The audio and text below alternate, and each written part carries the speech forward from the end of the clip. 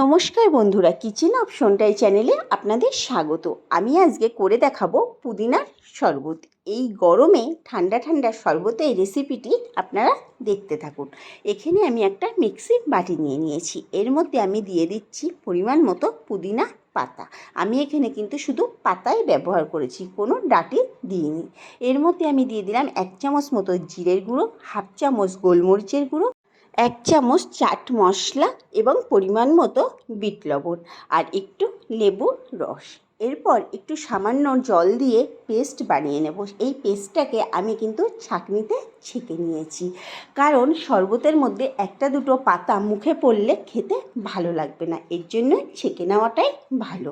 এরপর আমি এখানে একটা গ্লাস নিয়ে নিয়েছি। গ্লাসের মধ্যে পরিমাণ মতো চিনি দিয়ে দিলাম। আপনারা আপনাদের স্বাদ মতো চিনি দেবেন। দুটো আইস কিউব দিয়ে দিয়েছি, দুটো লেবু স্লাইস করে কেটে 2 টুকরো দিয়ে দিলাম।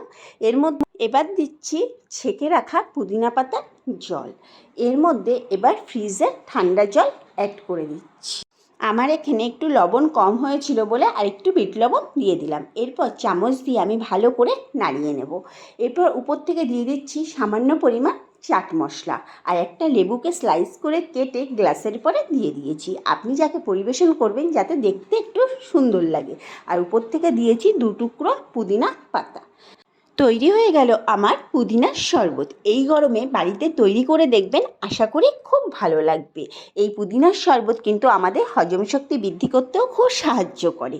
আর ভিডিওটি যদি ভালো লেগে থাকে তাহলে একটা লাইক এবং শেয়ার করে দেবেন এবং চ্যানেলটিকে সাবস্ক্রাইব করে দেওয়ার অনুরোধ করলাম।